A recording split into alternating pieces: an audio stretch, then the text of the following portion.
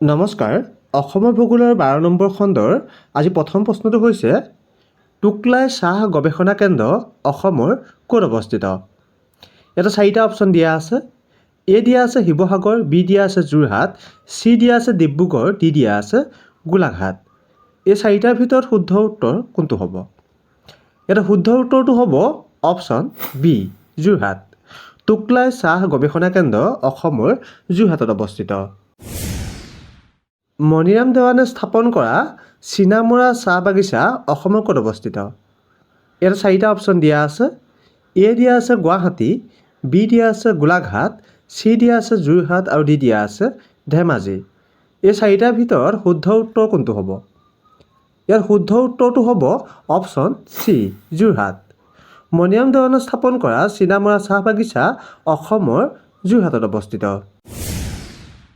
দৃষ্টিহীন লোকৰ বাবে অসমৰ প্ৰথমটো ব্ৰেইল পুথিভঁৰাল ক'ত অৱস্থিত?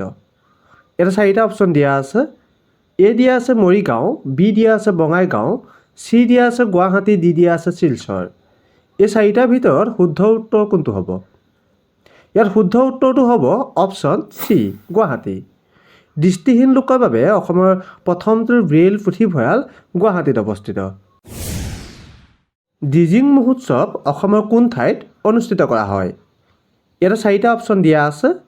এ দিয়া আছে ধেমাজি, বি দিয়া আছে চিৰাং, চি দিয়া আছে ধুবুৰী আৰু ডি দিয়া আছে হোজাই। এই 4টাৰ ভিতৰত শুদ্ধ উত্তৰ কোনটো হ'ব? ইয়াতে শুদ্ধ উত্তৰটো হ'ব অপশ্যন বি চিৰাং। ডিজিং মহোৎসৱ অসমৰ চিৰাঙত অনুষ্ঠিত কৰা হয়। ৰাষ্ট্ৰীয় আইন মহাবিদ্যালয় আৰু ন্যায়িক একাডেমী অসমৰ ক'ত অৱস্থিত? ইয়াতে 4টা অপশ্যন দিয়া আছে। এ দিয়া আছে নগাঁও, বি দিয়া আছে মৰিগাঁও, চি দিয়া আছে গড়গাঁও আৰু ডি দিয়া আছে আমিনগাঁও। এই 4টাৰ ভিতৰত শুদ্ধ উত্তৰ কোনটো হ'ব? ইয়াৰ শুদ্ধ উত্তৰটো হ'ব অপশ্যন ডি আমিনগাঁও। ৰাষ্ট্ৰীয় আইন মহাবিদ্যালয় আৰু ন্যায়িক একাডেমী অসমৰ আমিনগাঁৱত অৱস্থিত। পঞ্চতীৰ্থ বুলি অসমৰ কোন ঠাইক কোৱা হয়? ইয়াতে 4টা অপশ্যন দিয়া আছে। এ দিয়া আছে হাজো, বি দিয়া আছে হোজাই, চি দিয়া আছে হাফলং, ডি দিয়া আছে হালুৱাটিং। এই 4টাৰ ভিতৰত শুদ্ধ উত্তৰ কোনটো হ'ব? ইয়াত শুদ্ধ উত্তৰটো হ'ব অপশ্যন এ হাজো। পঞ্চতীৰ্থ বুলি অসমৰ হাজোক কোৱা হয়। অসম মহিলা বিশ্ববিদ্যালয় অসমৰ কোন ঠাইত অৱস্থিত? ইয়াতে 4টা অপশ্যন দিয়া আছে। এ দিয়া আছে শিৱসাগৰ, বি দিয়া আছে চৰাইদেউ, চি দিয়া আছে যোৰহাট আৰু ডি দিয়া আছে গোলাঘাট। এই 4টাৰ ভিতৰত শুদ্ধ উত্তৰ কোনটো হ'ব? ইয়াত শুদ্ধ উত্তৰটো হ'ব অপশ্যন চি যোৰহাট। অসম মহিলা বিশ্ববিদ্যালয় অসমৰ যোৰহাটত অৱস্থিত। ঐতিহাসিক ঢেকীয়াখোৱা বৰনামঘৰ অসমৰ ক'ত অৱস্থিত? ইয়াতে 4টা অপশ্যন দিয়া আছে। এ শিৱসাগৰ, বি যোৰহাট, চি গোলাঘাট আৰু ডি দিয়া আছে লখিমপুৰ। এই 4টাৰ ভিতৰত শুদ্ধ উত্তৰ কোনটো হ'ব? ইয়াত শুদ্ধ উত্তৰটো হ'ব অপশ্যন বি যোৰহাট। ঐতিহাসিক ঢেকীয়াখোৱা বৰনামঘৰ অসমৰ যোৰহাটত অৱস্থিত। অসম ৰাজ্যিক সংগ্ৰহালয় অসমৰ ক'ত অৱস্থিত?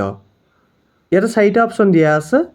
এ দিয়া আছে মৰিগাঁও, বি দিয়া আছে বঙাইগাঁও, চি দিয়া আছে গুৱাহাটী আৰু ডি দিয়া আছে শিলচৰ। এই 4টাৰ ভিতৰত শুদ্ধ উত্তৰ কোনটো হ'ব? ইয়াত শুদ্ধ উত্তৰটো হ'ব অপশ্যন চি গুৱাহাটী। অসম ৰাজ্যিক সংগ্ৰহালয় অসমৰ গুৱাহাটীত অৱস্থিত। অসমৰ একমাত্ৰ সৈনিক বিদ্যালয়খন ক'ত অৱস্থিত? ইয়াতে 4টা অপশ্যন দিয়া আছে। এ দিয়া আছে গোৱালপাৰা, বি দিয়া আছে গোলাঘাট, চি দিয়া আছে নলবাৰী আৰু ডি দিয়া আছে নগাঁও। এই 4টাৰ ভিতৰত শুদ্ধ উত্তৰ কোনটো হ'ব? ইয়াত শুদ্ধ উত্তৰটো হ'ব অপশ্যন এ গোৱালপাৰা। অসমৰ একমাত্ৰ সৈনিক বিদ্যালয়খন গোৱালপাৰাত অৱস্থিত। এইটো খণ্ডত আপোনালোকলৈ আগবঢ়োৱা প্ৰশ্নটো হৈছে উত্তৰ পূব মেগা ফুড পাৰ্ক অসমৰ ক'ত অৱস্থিত? ইয়াতে 4টা অপশ্যন দিয়া আছে। এ দিয়া আছে নগাঁও, বি দিয়া আছে নলবাৰী, চি দিয়া আছে বঙাইগাঁও, ডি দিয়া আছে বৰপেটা। এই 4টাৰ ভিতৰত শুদ্ধ উত্তৰ কোনটো হ'ব আপোনালোকে কমেণ্ট কৰি জনাব। আৰু যিসকলে ভিডিঅ'টো চাই ভাল লাগিলে আগলৈ শ্বেয়াৰ কৰি দিব। ধন্যবাদ।